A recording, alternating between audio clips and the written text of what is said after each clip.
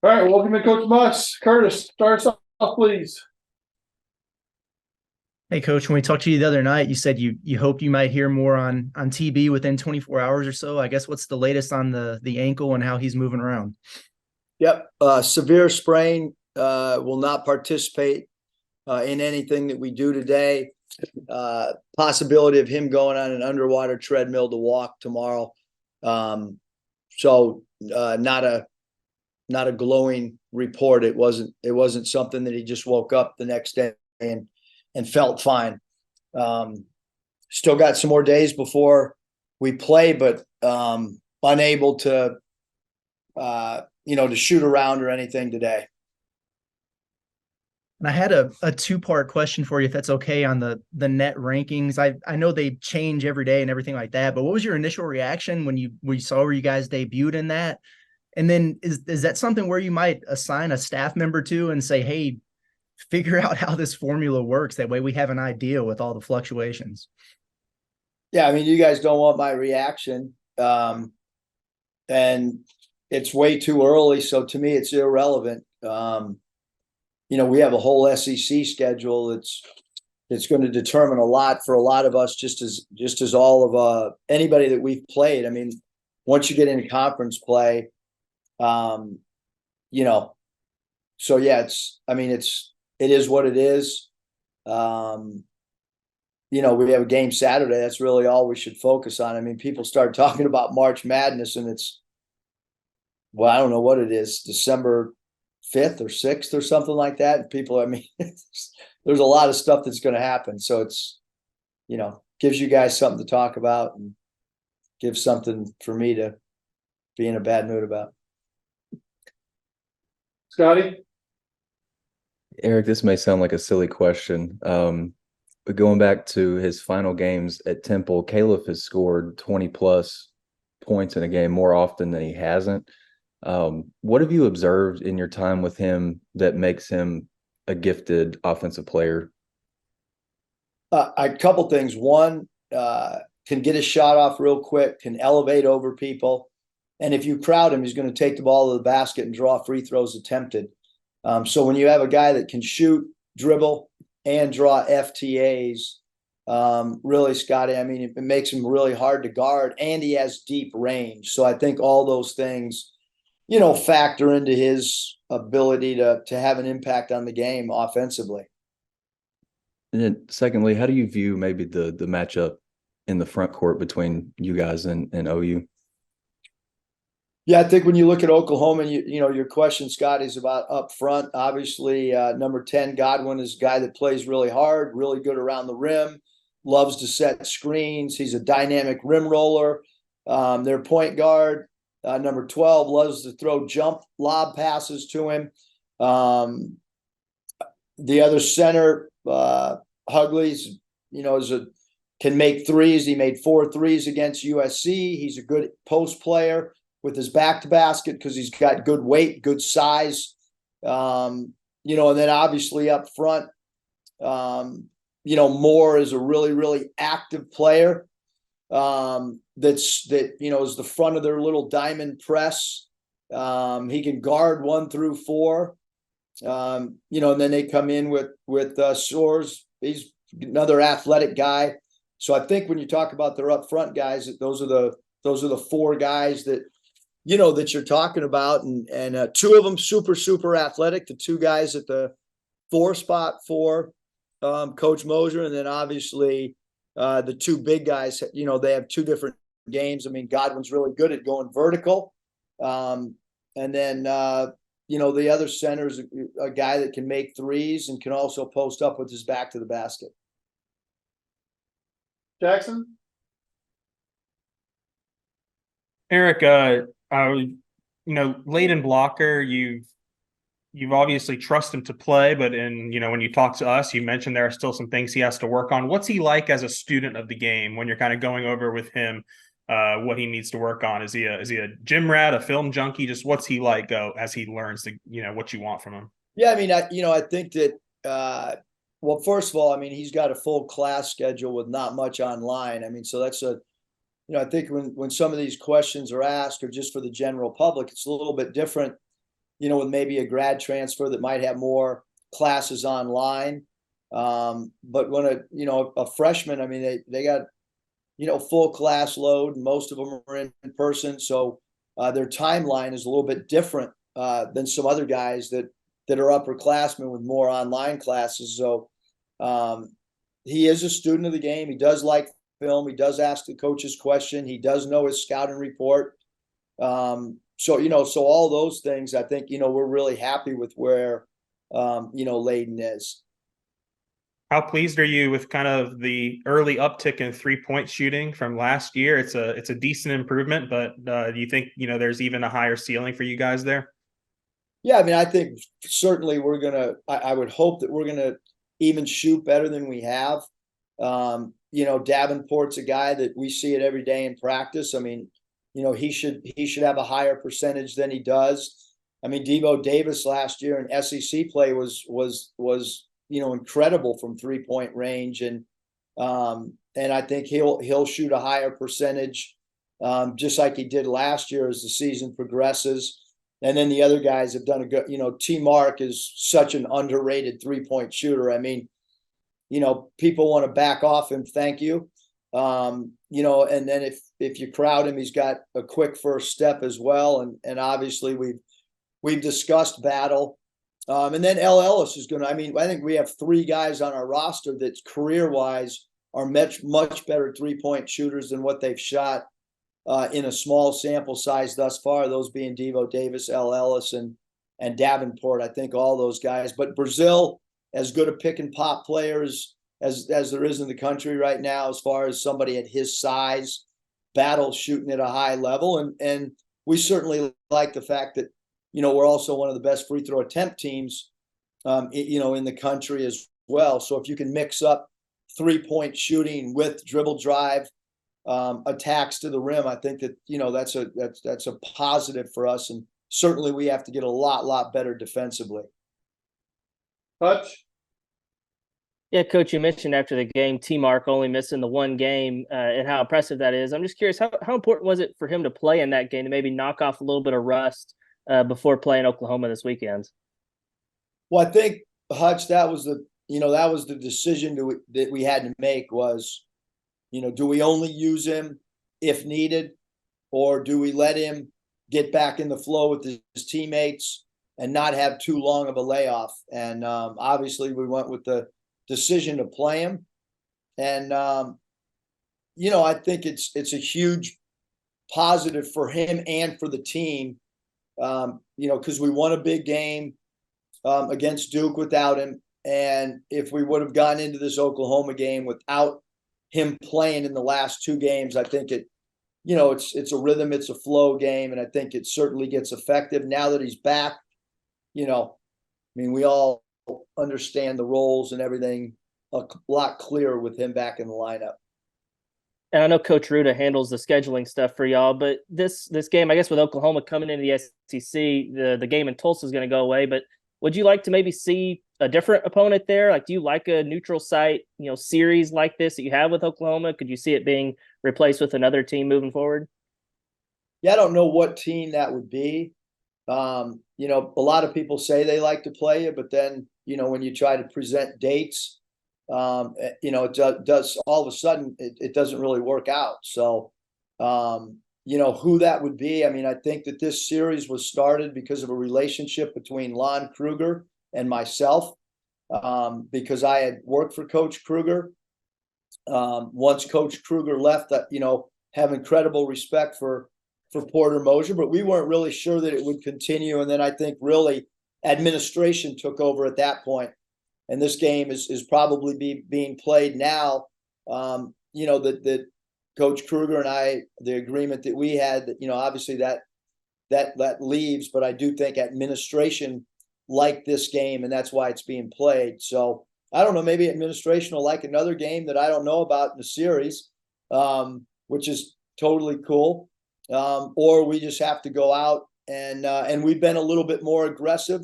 Obviously we play in San Diego next year for 2 games. We've reached out to some schools in the surrounding area that are big name schools to try to play there at their place as we would lead into San Diego playing somebody and then get them to return the following year. So that might be a replacement, for this game, at least next year, if we could get somebody on the West Coast to do a home and home with us, because we have to travel out there anyways. It would make some sense. It would be good for any of our fans that are going to travel for the 2 game in San Diego. Maybe they can catch a game in LA, or if we do another game in San Diego or something like that, however that may work. Daniel? Coach, this question's a little bit different, but just for some of the players that aren't in the rotation right now, just what are they like in practice, like Cade and, Denaje, and just how what's their role in kind of preparing for these games as the season goes along? Yeah, well, I mean, each of them have a different role, to be honest. I mean, Cade is on the scout team, Daniel, and obviously, Minifield's on the scout team because he's not playing.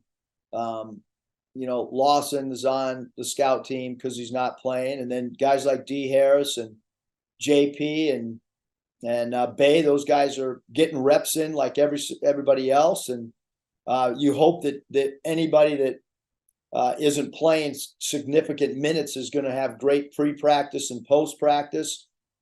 We got a bunch of people down there right now waiting on whoever might come out and want to work on their game. There's plenty of people here ready and willing to work with guys individually, and they have to come to the gym early and continue to get reps up.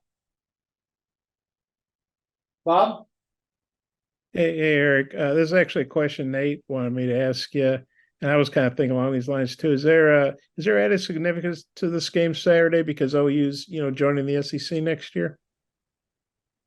Not really. I mean, not really. I mean, no.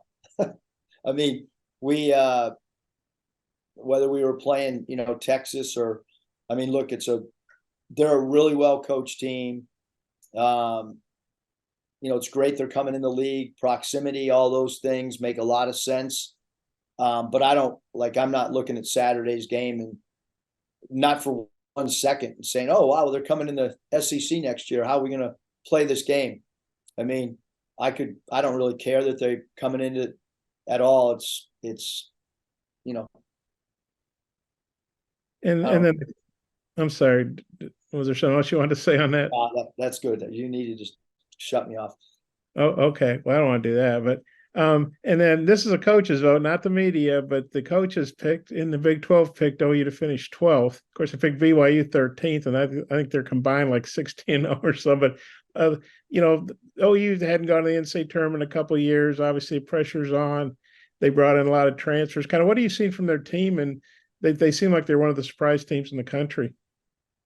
Yeah, I mean, I would say that all preseason polls are so meaningless in football, basketball, because you just don't know about chemistry.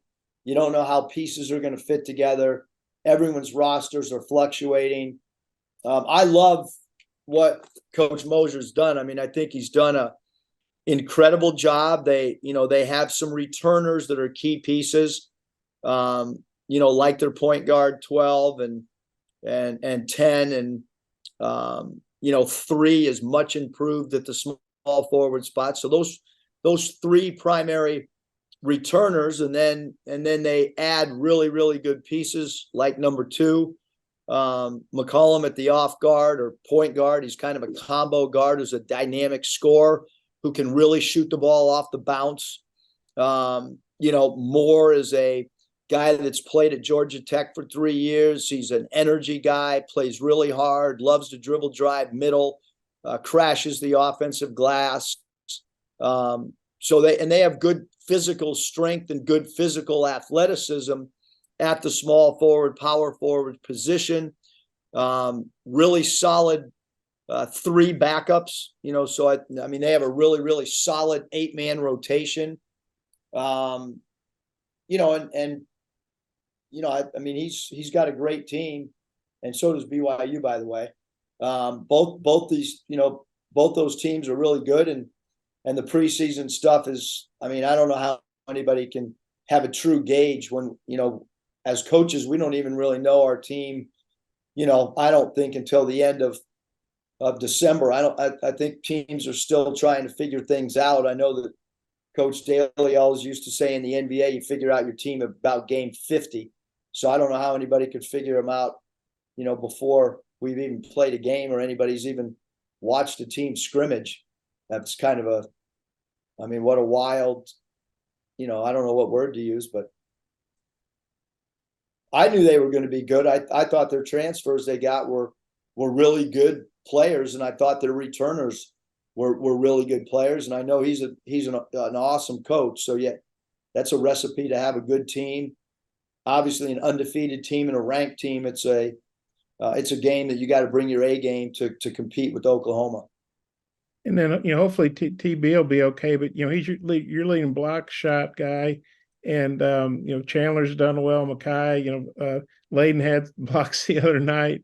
You guys are averaging quite a few more blocks. You've had some big block games. Is that just personnel? Are you guys focusing on that more? Why do you think you're one of the top, at least so far, one of the top shot blocking teams in the country? Well, one of the things that we talked about, I mean, it's not working because we foul a lot, which I'm still flabbergasted that we're a low steal team and a high foul team. So I don't know how that correlates at all, but that's the way it's gone for us. But we felt like, all right, we've gotten all these videos. We heard about the rule changes. They've come in. They've told us what the rule changes are. You're not going to be a high take a charge team.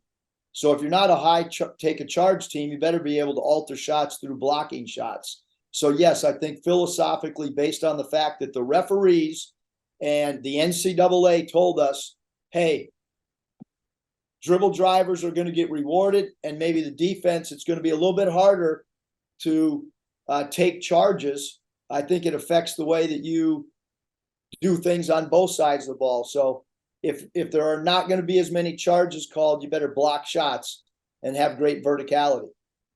I guess there's no stat on altered shots, but I think you guys had 15. You've had 10 in a couple. You had 10 against Duke, which I don't know how many times somebody blocks Duke 10 times, probably not too often. But how do you think it's impacted the defense altering shots? And I think Furman was something like 10 of 26 on layups the other night. Yeah, but they roped threes. I mean, you can't have everything. We'd be a hell of a defensive team if we could guard the three and then keep all of our blocks like we are. But well, I guess okay, I'll try to reword that.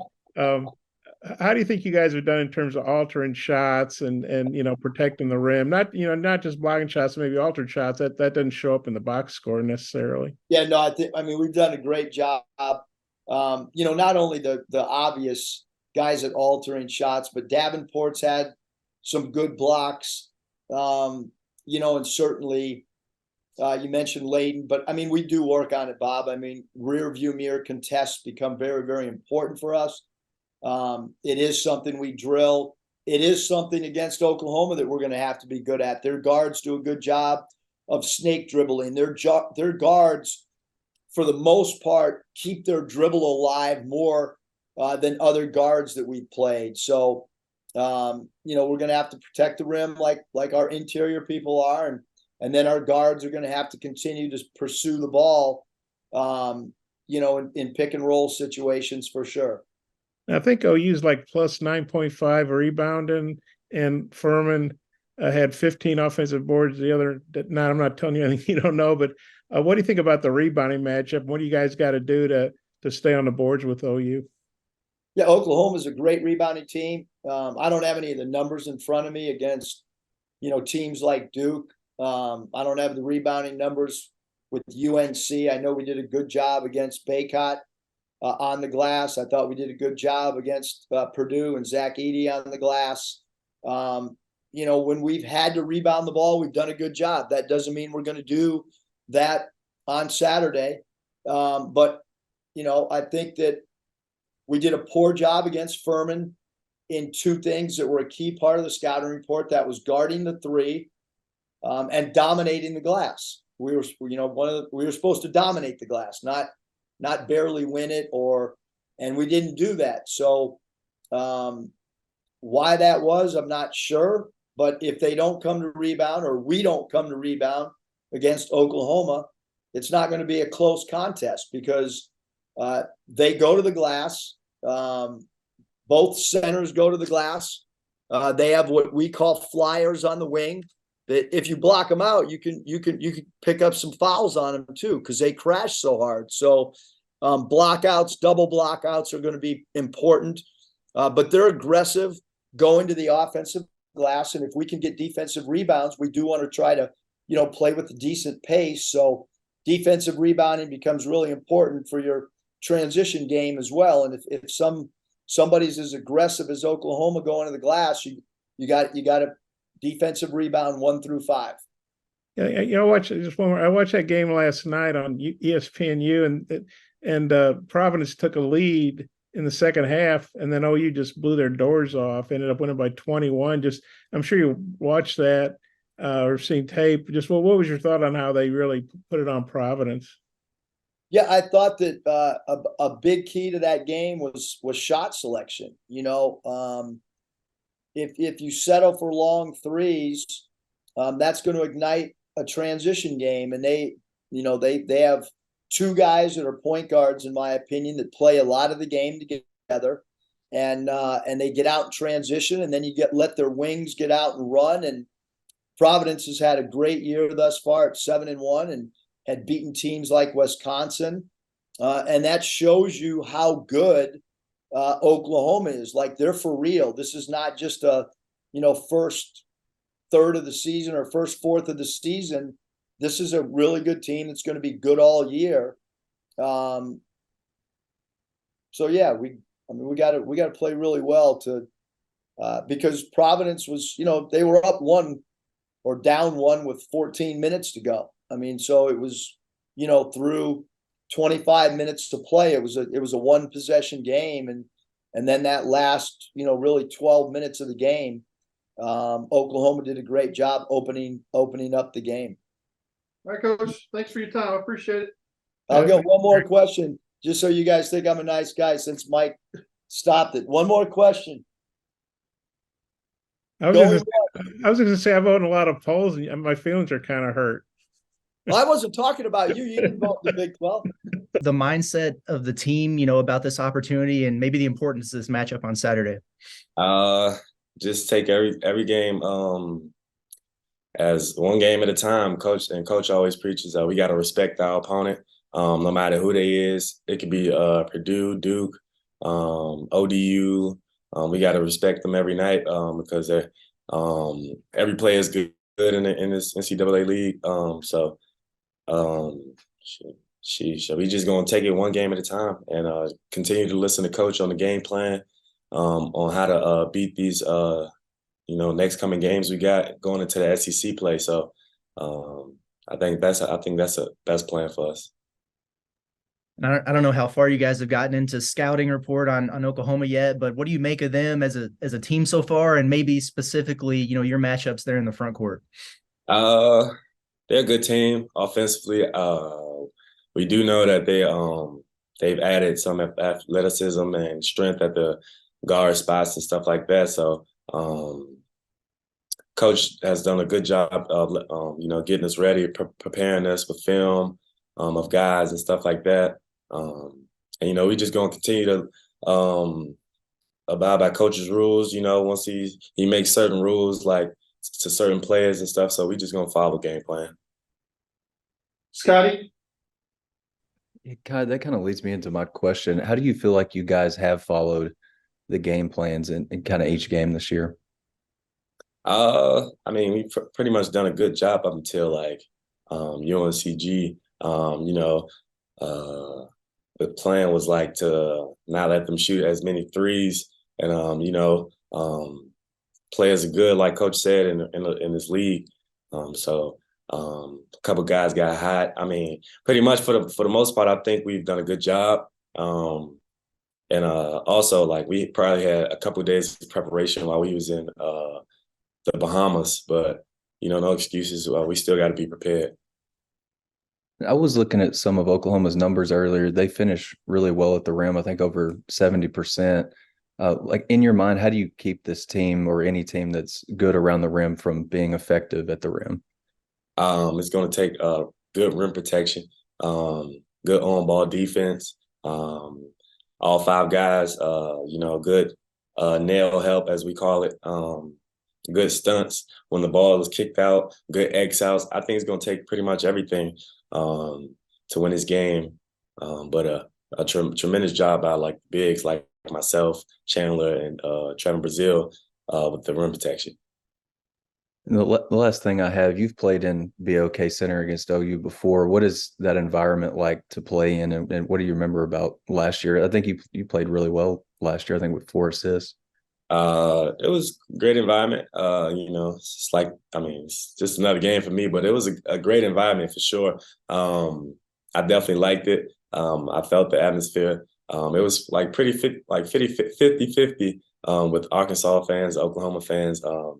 But it was good, and we played hard, and the outcome was what it was. Jackson. Hey, Makhi, I know it's a long season, but a lot's kind of changed in just a week since the battle for Atlantis. You know, you guys have the win over Duke, and Tremon's back. I mean, are there noticeably like much better vibes within the team right now than when you guys were done at the Bahamas, or have you been pretty even keel throughout the start of the season? I think things have been pretty even. We've done a good job with like coming together and gelling.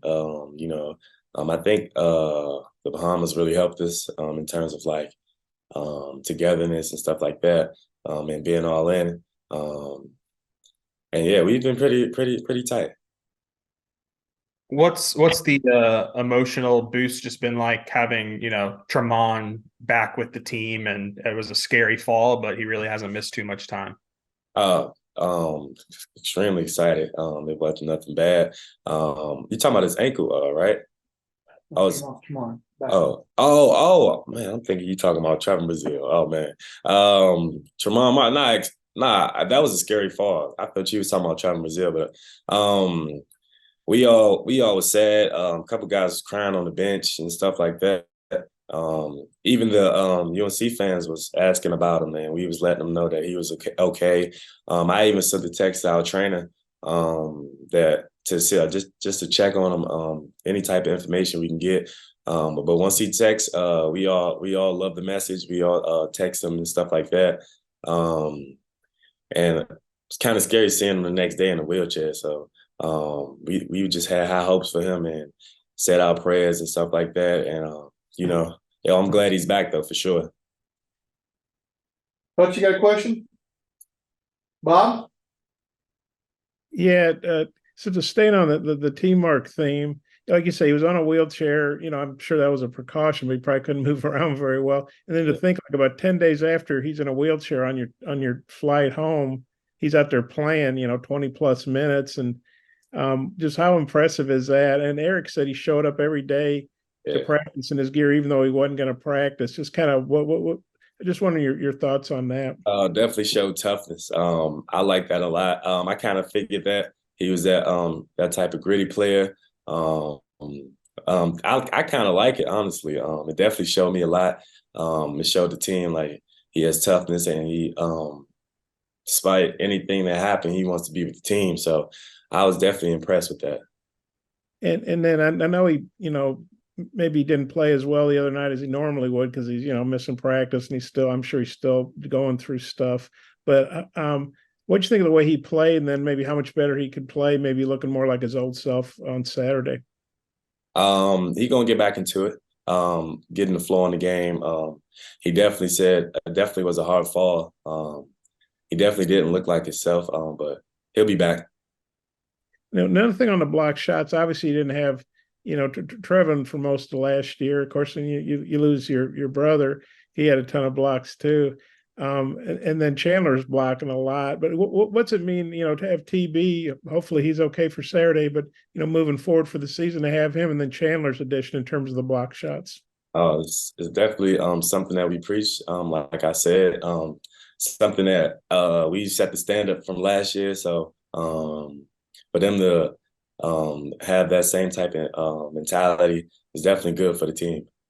And one more, I think OU's about a +10 or +9 something on rebound margin, and I know they hit the offensive boards hard, and Furman had, I think, 15 offensive boards the other night. That was one thing y'all didn't do real well. But what do you think about their rebounding margin, and just what do you guys maybe have to do to rebound against those guys and not give up, the second chance points and offensive boards? It's just going to take all 5 of us and get better with that at practice. I think we probably do something today. Some coach could probably make up something that'll get us better. Yeah, so I got one more. Eric's gone over this a couple of times, how there's different scouting reports. Like it used to be an assistant coach would take game X and another coach would take game Y and whatever. And now the guys are all kind of doing the same thing where somebody takes personnel, somebody takes, plays, somebody takes whatever. And he said the players like that. What's the difference in the way the scouting reports are presented? How's that been? They'll be giving us a lot of information. Leading up to games, scouting reports, like you said, rules, like I said before, the coach, like, as we watch a film, implement like rules on players, like certain tendencies that we want to stop. So it's been good overall. But I mean, do you like the fact that there's some consistency, like Keith Smart's doing this and Ruta's doing that, and Michael Musselman's doing that it's not just a different coach every game, assistant coach doing the scout, but there's a consistency to it with guys doing breaking down certain aspects of the opponent, game after game after game. I don't know. Okay. Don't worry about it. Thanks, man. Appreciate it.